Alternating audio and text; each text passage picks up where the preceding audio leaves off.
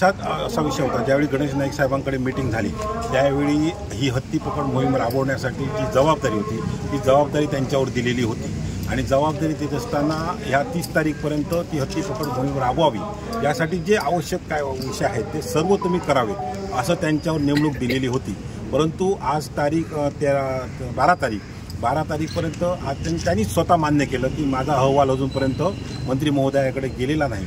मग हाच विषय घेऊन ते बोलले होते की ह्या संदर्भात जी जबाबदारी दिली इतर कामं बाजूला सारून याच विषयासाठी त्यांना नेमणूक केली होती। त्यामुळे हा जी प्रक्रिया आहे शेवटी मंत्री महोदय किंवा मंत्री निर्णय घेत असतात तो अहवालावर निर्णय घेत असतात। त्यामुळे यांचा अहवाल गेला नाही त्यामुळे ह्या कार्यवाही त्यांची दिरंगाई झाली।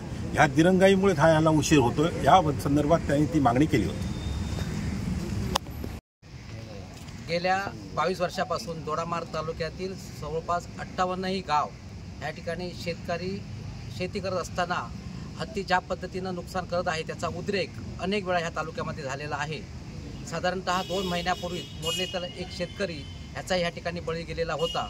त्या अनुषंगानं सदोदित हत्तींना पकड मोहीम हाती घ्या अशा प्रकारची मागणी वन विभागाकडे ह्या ठिकाणचे सर्व राजकीय पक्षाचे पदाधिकारी करतच आहेत।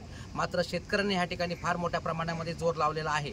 आज ह्या ठिकाणी 4 तास मगाशी CCF साहेबांच्या नेतृत्वाखाली ह्या ठिकाणी जी 30 तारीखची डेडलाईन दिलेली होती त्या अनुषंगानं जाब विचारण्यासाठी या ठिकाणी बैठक झाली आणि त्यांनी मान्य केलं की अजूनही सुद्धा आम्ही हत्ती पकड मोहिमेसाठी अंतिम टप्प्यामध्ये येणं गरजेचं आहे। तेवढी मुबलक साधनसामुग्री आमच्याकडे नसल्यामुळे आम्ही ह्या ठिकाणी कुठच्याही पद्धतीमध्ये 30 तारीखपर्यंत हत्तींना ह्या ठिकाणी प्रतिबंध करू शकत नाही।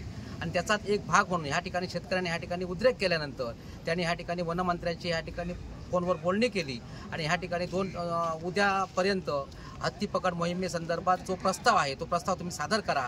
आमच्या स्तरावर उचित अशी कार्यवाही करण्यासाठी कर्नाटक राज्याच्या वन विभागाशी बोलणी करू आणि लवकरच हत्ती पकड संदर्भात पुढचं नियोजन करू अशा प्रकारचं आश्वासित ह्या ठिकाणी वनमंत्र्यांच्या मार्फत CCF साहेबांनी ह्या ठिकाणी शेतकऱ्यांना सांगितलं आणि ह्या ठिकाणची बैठक ह्या ठिकाणी आता आटोपती घेण्यात आलेली आहे। आज दोडामार्गमध्ये हत्ती प्रश्नाविषयी जे आंदोलन झालं ते आंदोलन कोणा एका व्यक्तीचं किंवा एका पक्षाचं असं नव्हतं। सर्व पक्षीय सर्व दोडामार्गचे शेतकरी यांचं सगळं आंदोलन होतं। या आंदोलनाविषयी आम्ही सर्व पक्षीय आपण सगळेजण पाठपुरावा करतोय। आम्ही लवकरच इकडचे स्थानिक आमदार दीपक भाई आणि आमचे पालकमंत्री नितेश राणे साहेब यांची आम्ही संयुक्त बैठक आम्ही घेतोय।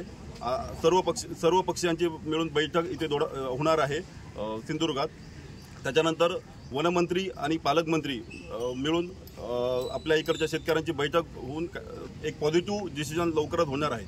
पालकमंत्री या हत्ती प्रश्नाविषयी खूप गांभीर्याने हा विषय ते घेत आहेत आणि आमचं साहेबांचं आणि आमचं बोलणं होत असतं। साहेब याविषयी लवकरच काहीतरी आपण तोडगा काढू अशी साहेबांची भावना आहे आणि लवकरच हत्ती प्रश्न मार्गी लागेल अशी आशा बाळगतो।